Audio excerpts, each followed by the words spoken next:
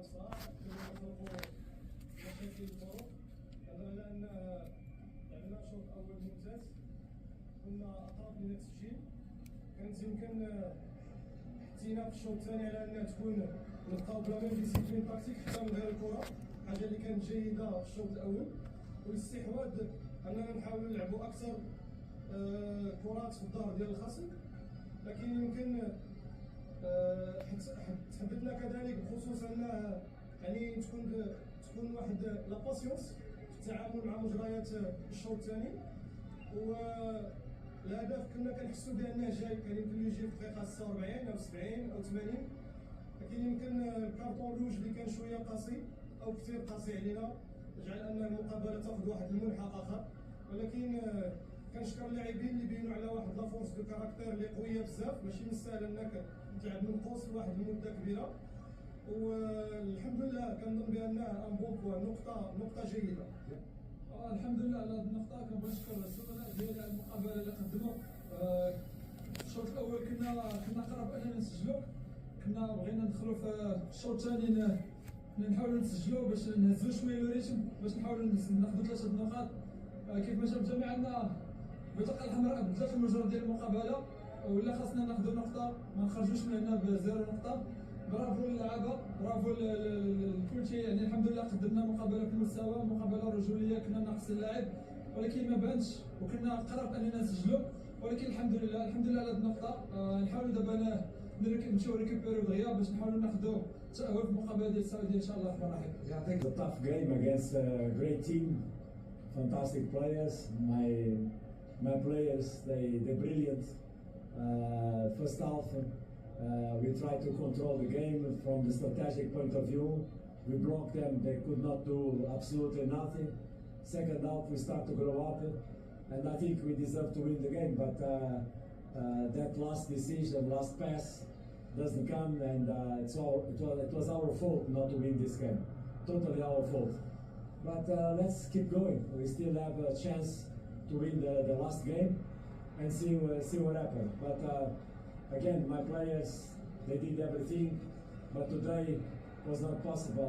No inspiration, and especially in the last 30 minutes. على النتيجة التعادل غير مرضي بالنسبة لنا، ما استغلينا الطرد. الطرد كان بداية الشوط الثاني، يمكن ال 45 دقيقة نستغلهم بالفرص، بالضغط على الخصم.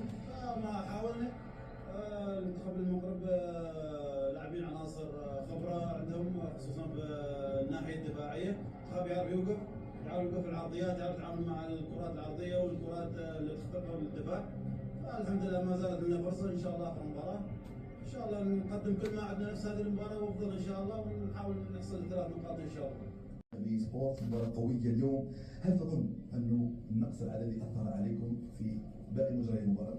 بطبيعة الحال كما شاف الجميع أننا من الدقيقة كنظن 50-55 لعبنا من قوسين العدد، ولكن هادشي ما منعش أننا نقدموا مقابلة رجولية. كنبغي نشكر الأصدقاء ديالي على المقابلة اللي قدمناه فاش تطرد هذا الرزق. الحمد لله يعني حاولنا أننا نبقاو نديرو لو بلوك كومباكت، ونحاولوا ناخذوا لو مينيموم نقطة باش ما نخرجوش بصفر نقطة، والحمد لله شي تحت علينا. كنبغي نشكر جميع اللاعبين على المقابلة اللي قدموا، وكنتمنى إن شاء الله المقابلة ديال الفريق السعودي نقدموا مقابلة جميلة، ونحاولوا ناخذوا 3 نقاط باش نتأهلوا إن شاء الله للدور المولي.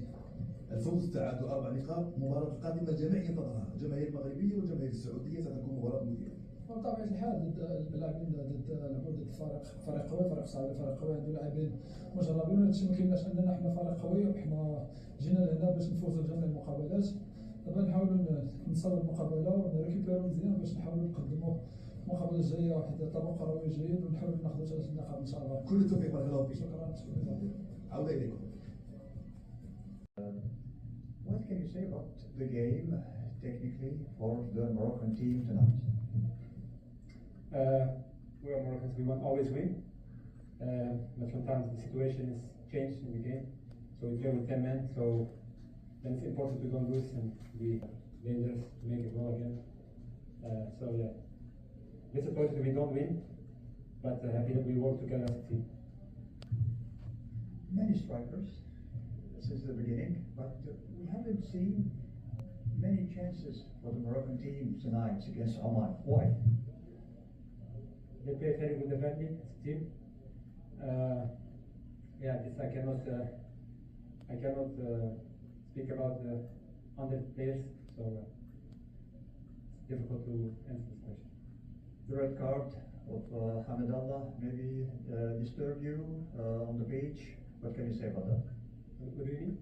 The red card of Hamdallah, and you play with 10 players against 11 since the beginning of the second half. Does it disturb you?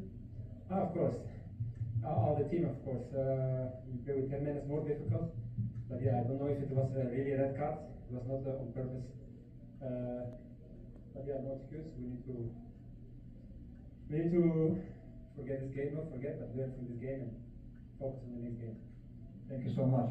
ولكنه تحصل في هذه المباراة على نقطة، هل أنتم راضون بهذه النقطة؟ أول شيء بسم الله الرحمن الرحيم. طبعا غير راضين عن النقطة، بس الحمد لله رب العالمين. نقطة أحسن من لا شيء، وإن شاء الله نفكر في مباراة الجزر والحمر، وإن شاء الله نطلع بنتيجة إيجابية وإن شاء الله بإذن الله.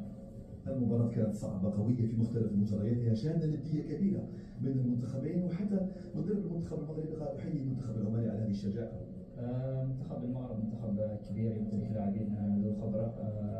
قدرنا نجاريهم في المباراة وكنا قريبين من تسجيل الهدف، ولكن ما حالفنا الحظ، ونفكر في المباراة الجاية وإن شاء الله نعمل على الأخطاء، وإن شاء الله تكون مباراة إيجابية المباراة القادمة.